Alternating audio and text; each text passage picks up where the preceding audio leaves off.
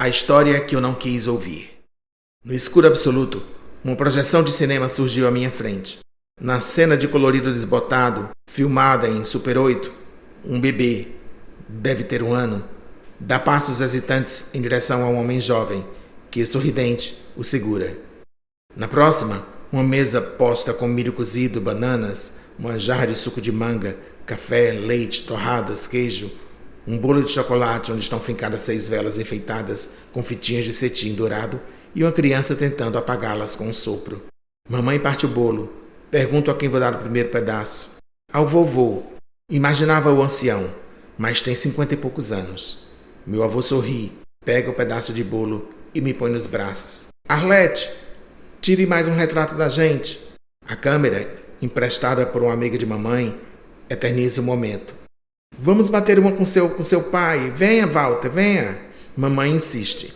Eu não quero ir para os braços de meu pai.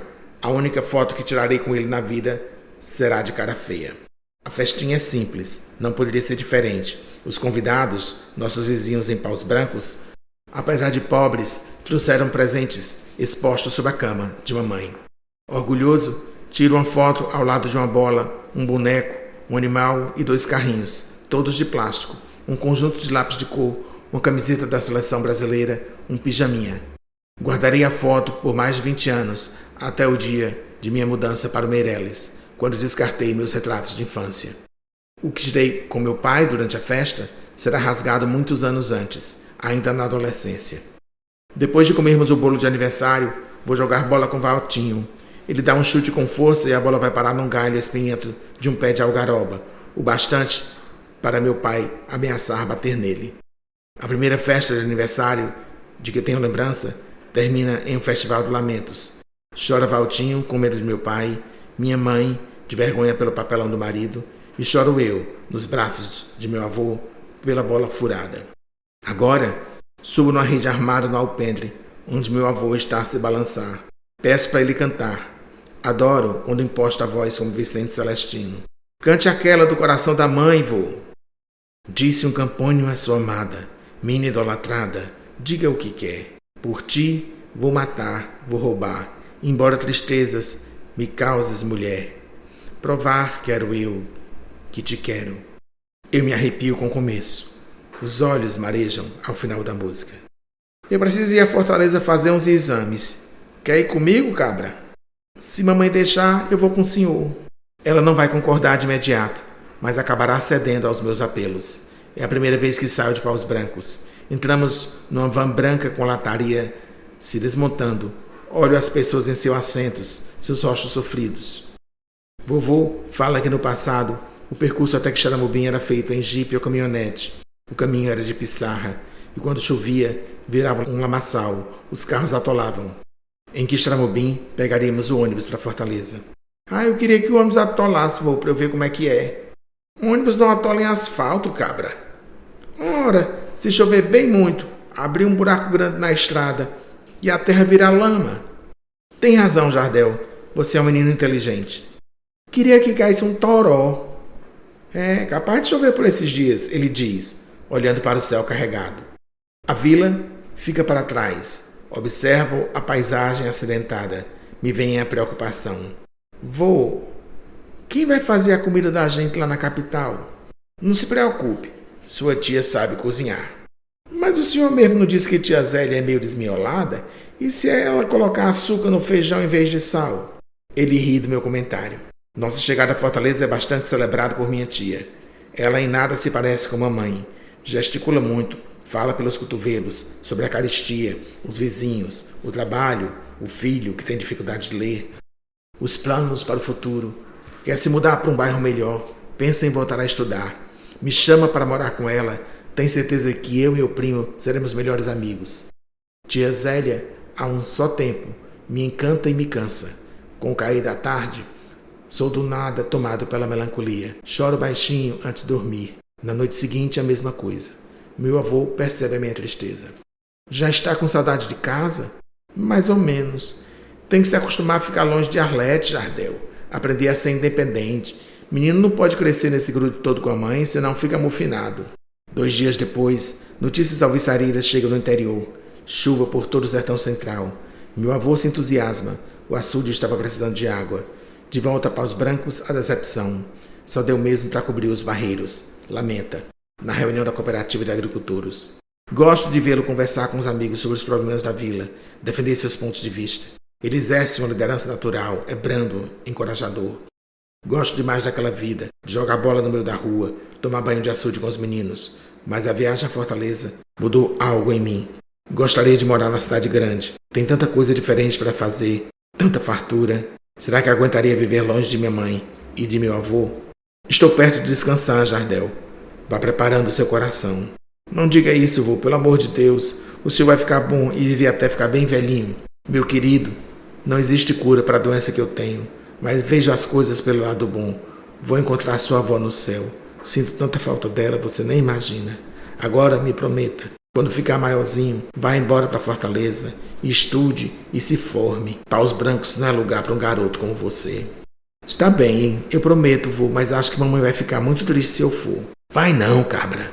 Arlete sabe o que é melhor para o seu futuro. O que o senhor acha que eu devo ser quando crescer?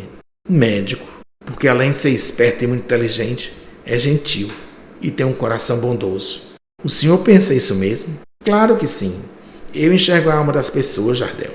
O elogio me enche de responsabilidade. Não quero desapontá-lo, principalmente agora que vovô está fraquinho. Porém, desconfio que não seja essa pessoa boa que ele diz. Só penso em separar o meu pai de minha mãe. Se meu pai desaparecer, minha vida será perfeita. Uma ideia absurda me vem à cabeça. Pedir a Valtinho para escrever uma carta para minha mãe, como se fosse namorado dela. Aí meu pai leria a carta e a deixaria. Você ficou doido? Se papai ler uma carta dessa, não se separa. Ele mata a mamãe. Papai é muito grosseiro com ela, Valtinho. A coitada vive de frente para o oratório, olhando para a imagem de Nossa Senhora, chorando e...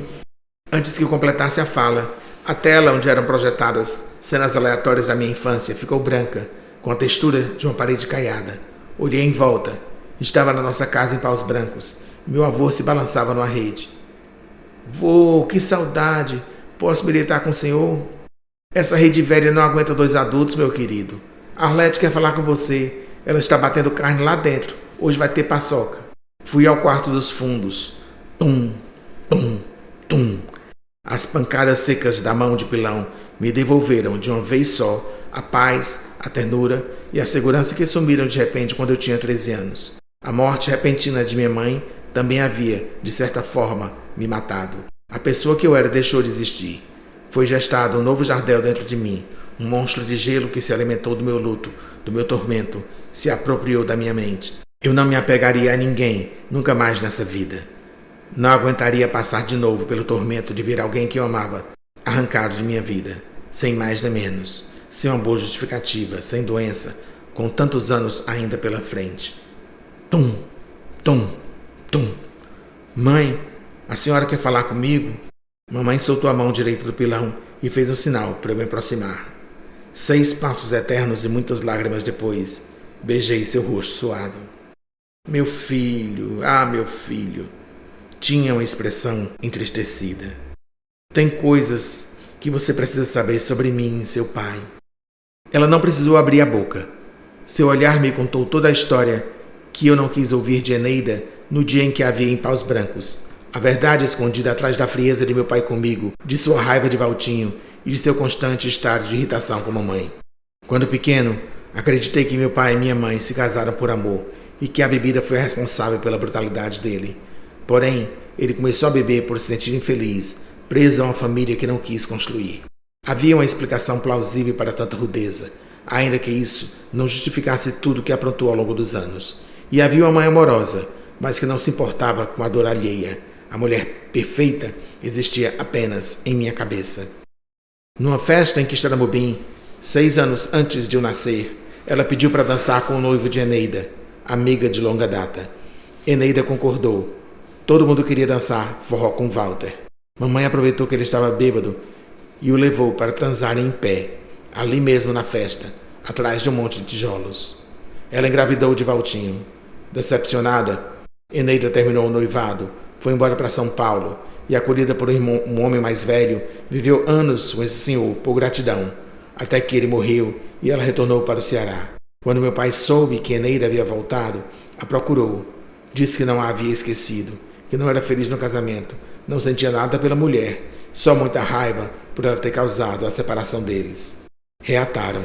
Todo sábado, cedinho, papai pegava o transporte para Quixeramobim, até que mamãe suspeitou dessas viagens, seguiu de mototáxi e flagrou-o se beijando com Eneida. Eu vi aquele beijo e fiquei completamente fora de mim. Peguei a primeira coisa que vi na frente, um cinzeiro de vidro, e arremessei contra ela. O cinzeiro fez um rago feio no braço do papai. Ele ficou uma cicatriz. Ah, então bateu nele. Saí da casa de Eneida correndo, cega de ódio. Atravessei a rua feito uma louca. Quando vi, a moto já estava freando em cima de mim. Não sei o que aconteceu depois. A senhora bateu a cabeça no fio de pedra, mamãe. Ela tocou de leve o rosto, na região da têmpora esquerda. A senhora teve um traumatismo craniano. Mamãe ficou calada por instantes. Meu filho, Walter não foi um bom marido, errou muito, mas eu errei primeiro. Não importa, mamãe. A senhora me deu amor. Já meu pai nunca quis saber de mim. De Valtinho realmente nunca quis saber. Culpava o coitado pelo fim de seu noivado com Eneida. Mas de você, seu pai gostou. Ele lhe botava nos braços e tudo. Mas aí eu, para me vingar, porque ele não me procurava e vivia me desprezando, acabei separando vocês. Me perdoe. Minha resistência em conhecer a verdade foi infundada. Saber que fui privado de amor de pai por culpa de minha mãe não me surpreendeu. Eu já suspeitava que fui usado como moeda de troca na relação dos dois. Ter ciência das deformações de caráter dela tampouco me deixou triste ou decepcionado. Senti até um certo alívio. Afinal, eu não era tão pior do que aquela que me gerou. Ah, mamãe, claro que perdoo a senhora. O que importa é que a gente agora vai ficar junto para sempre. Ainda não chegou sua hora, Jardel. Você precisa voltar. Me faça um favor. Abra esse baú, pegue a imagem de Nossa Senhora, tire essa tranqueira do oratório e ponha a santa em cima. Ah, deixa aí mesmo onde ela está. Ninguém mais reza para essa imagem. Se fosse pelo menos bonita, como a Nossa Senhora do Pilar, mas ela é muito feinha. Jardel, isso lá são modos de falar da santa. Imagem não é para servir de enfeite, é para a gente rezar. Mãe, essa imagem nunca se importou comigo. A única prece que eu fiz para ela foi em vão. Por mim, ela pode ficar esquecida no baú. Deixe de teimosia, estou mandando. Não desobedeça sua mãe, ela disse, depois de um silêncio. A contragosto, puxei a tampa do baú e vi a imagem.